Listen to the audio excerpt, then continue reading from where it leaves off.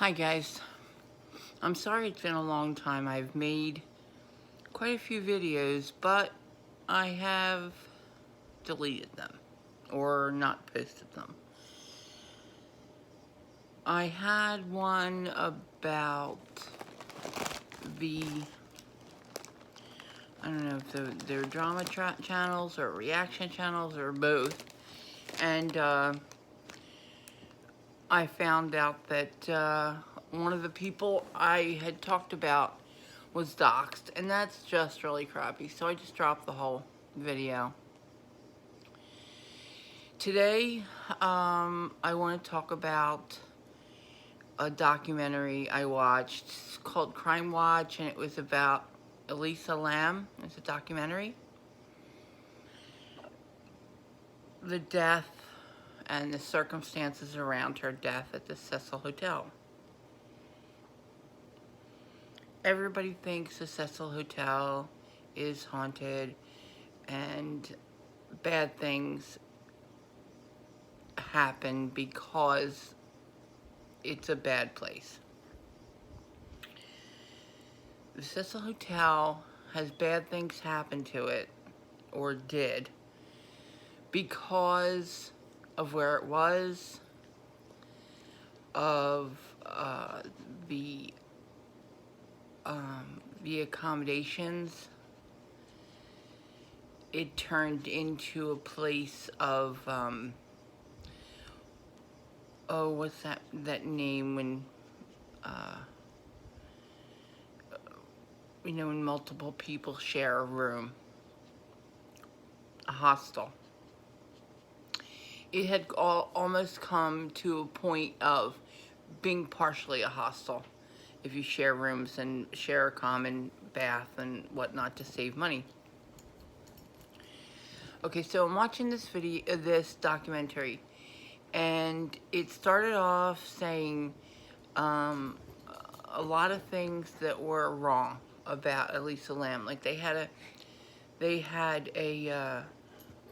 a real quick little snippet in the beginning from a news reporter saying that there was no sign of mental illness with this girl. Now, first of all, she did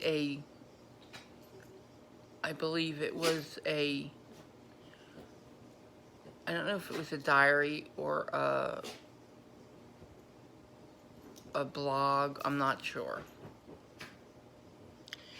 No, it was on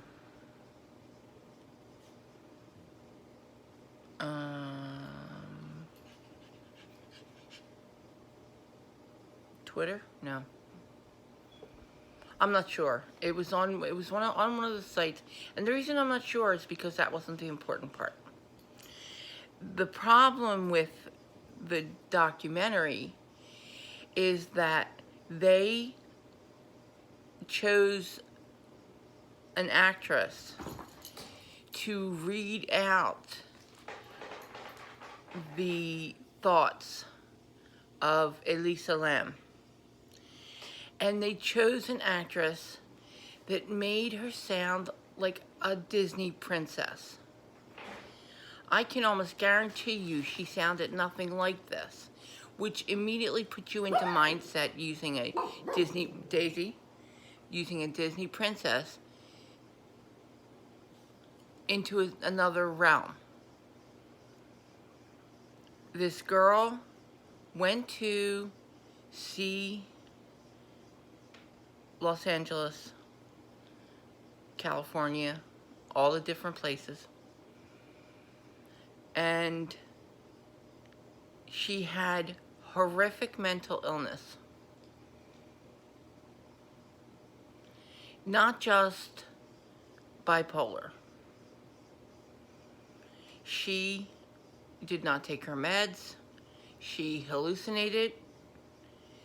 And if you know anybody who is bipolar, there is so many different stages to it, so many different reactions to not being on your meds or to the mental illness itself. Okay, so in the beginning, also, they, when she was missing, they interview YouTubers and fans of, oh, my cat just jumped in front of me, fans of Elisa Lam, which I can only say, that's the only word I can think of, and these people said this was the most horrific thing that has ever happened in my life.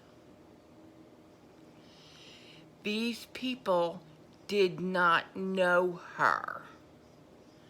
She didn't know them.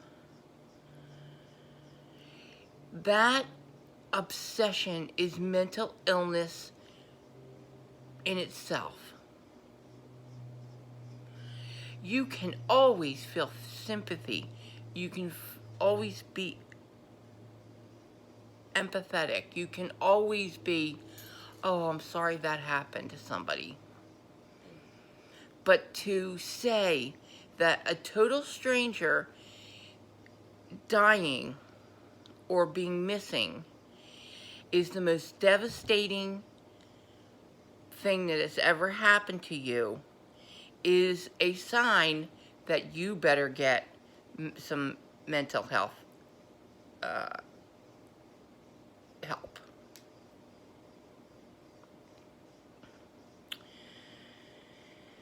People had to dramatize this. They had to say that it was a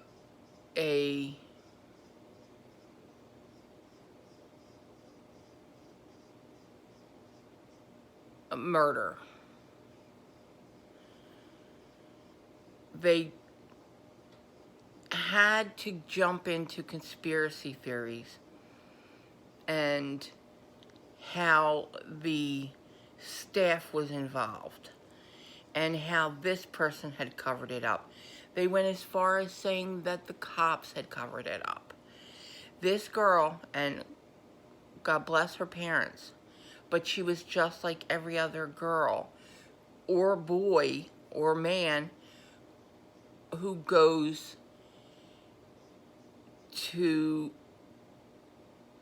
traveling on their own. She had nothing different than the thousands of people who are killed each day, who die each day, who commit suicide each day. This was not foul play. They proved that the button she pushed would stop the door from closing. Yet still, people push that they see another foot, so it must have been someone else. It wasn't someone else. Even in the beginning, when they were throwing around all of the conspiracy theories and the spooky theories, I never saw one. I'm a paranormal investigator. I'm a skeptic in the conspiracy world, but I listen to conspiracies. And I do have some questions about Kennedy's death. So I do believe in some conspiracies, but I'm not a conspiracy theorist. Some just pique my interest, but this had no conspiracy theory to it at all. There was nothing, and even in the beginning when everything was sketchy, that made my thought process hit, oh, somebody did something to her. She was being too weird on her own. People stay away from people who are acting a little kooky. They're not usually the ones that are taken advantage of, because even the bad guys don't like the kooky. So you see this girl playing hopscotch through the elevator. That was her mind telling her something. That had nothing to do with somebody being down the hall or her talking to someone. She was talking to someone who she was hearing in here. So they continue through this to say that this music guy unfortunately wrote a song at the same time she disappeared, about a girl who disappeared and whatever. On social media, he was destroyed. They doxed him. They threatened him. They attacked his emails. All of his social media had to be taken down. All of his music had to stop. He can't do his music anymore because a bunch of morons who thought they knew something better than everybody else ruined him on social media. And young creators, this is their platform, is social media. And he has no platform anymore. Maybe you didn't like his music. Doesn't matter. It's not your place ever to cancel someone when you have no idea. You're making it up. You get your news from Facebook. You get your news from Twitter. You have arguments with people you don't know over things you don't understand and you don't know. Before the cops ever said anything about even how she died. Oh, she was murdered. Yet you hear there's not a mark on her body. Oh, someone drowned her. Well, there would be marks. There would be marks. Her clothes were off. They said at the end, it could have been hypothermia that she was taking her clothes off. Just because of the fact that she got in there and couldn't get out. She's trying to get out. Her clothes are coming off of her because she's in some kind of, I can't even imagine, some kind of fight to get out of that tank. And she couldn't. She's thinking, again, with the hypothermia, that's one of the signs of hypothermia is that they remove their clothes. Otherwise, she's in there thinking, she's got a big jacket on, it's weighing her down. She's got clothes on, she can't kick right, it's weighing her down. She's got shoes on, it's weighing her down. She's trying to get to the lightest possible floating distance so she can grab that lid. The lid was not shut. When the cops came up there, it was shut because the maintenance man shut it after he saw it because he was horrified. No conspiracy. No one put her in there, covered up the lid, and either left her to die or killed her in there if she died, killed her before she was put in there. There is no proof for anything that any conspiracy theory has. None. Everything is easily explained and is logically explained. Now, you still have people, R.I.P. Elisa Lam, oh, I love you so much and I miss you. You didn't know her. Take a step back, turn your damn computers off, take a walk, read a book, watch a sitcom on TV or an old movie, and get your heads out of this unrealistic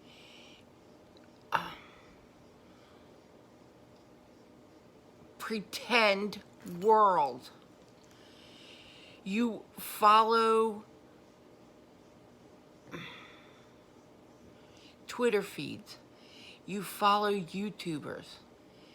Do you know that a YouTuber like me, you're looking at me, you're thinking, oh, what's she saying, whatever. You have absolutely no idea of any part of how I live. I know as much about how you live as you know about how I live. You can see this area. You know I have pets because they wander around. Past that, you know nothing except what I've told you, which could be true or not, as with every other YouTuber. Do you think a YouTuber who came onto your screen and just talked nonsense would get views, although it probably would? No, people make up content. They dramatize things that don't deserve drama. And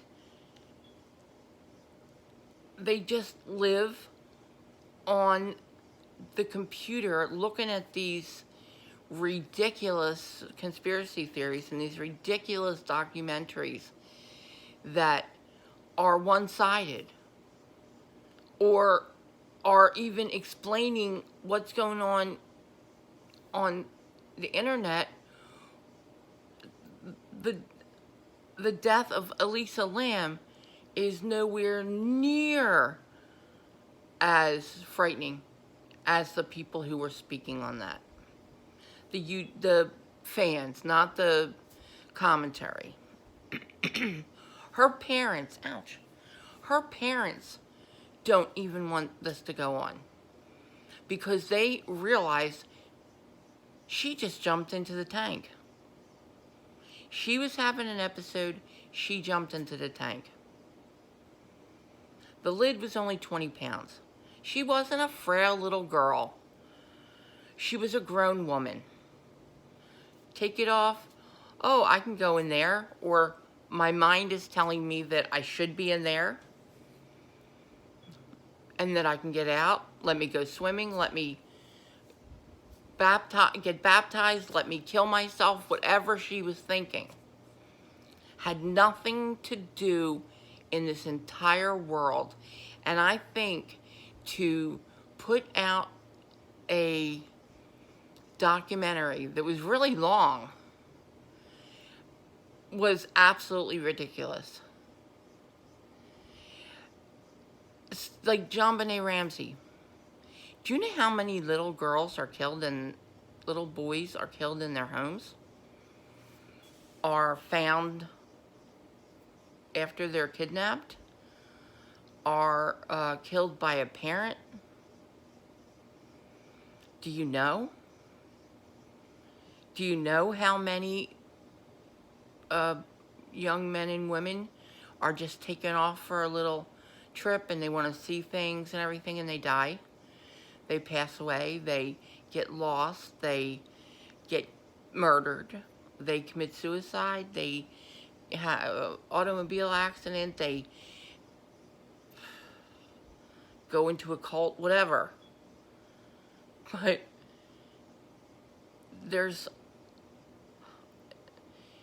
you could not stop naming all the children who were killed by their parents. It would take you months and months and maybe years to recite all of their names. Or all of the names of a young man or a woman who was on out discovering the world by themselves, you could never stop saying their names because there's so many. And you somehow latch on to Elisa Lam, who was a very troubled woman. She was not a baby. She was not a child. She was a young woman who made her own choices about her medication. Her sister said it, that she had a hard time when she went off the medication. So why are you taking more than 5 minutes to say a little prayer, say, oh, that's a sad story, and move on? No, you're making your entire YouTube channel or your Instagram about a person you've never met, who never met you, and your life is devastated. If your life is devastated by the death of someone you don't know, and doesn't know you, has nothing to do with you, has no reason for you to even look twice at it, and it's just people who are trying to get attention that are pressing all the conspiracy theories. So if you let that ruin your life, devastate your life, then you need as much help as Elisa Lam did.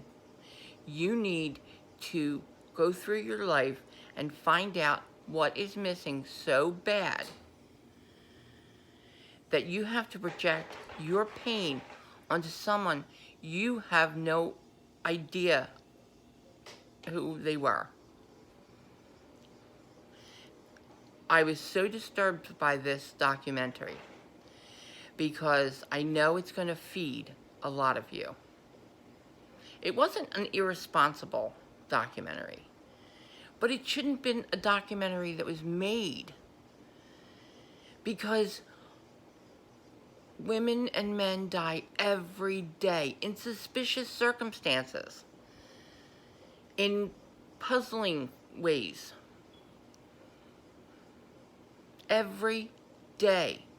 Children disappearing, non-parental disappearances, every day. Parental murders, every day.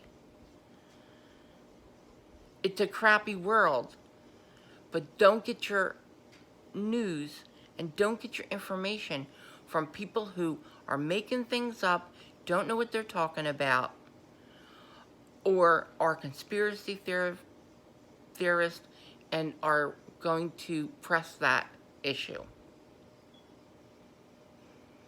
It's my opinion. It's my take on this documentary. Again, I don't think it was a documentary that should have been made, because Elisa Lam was just like a million other people. I know, not to her parents. I understand that. But in the end, she was a young girl who died. Rest in peace. God bless you. But that's it. If you give it one more place in your brain, then, like I said, you need as much help as she did. Okay. I'm done. Take care and be well.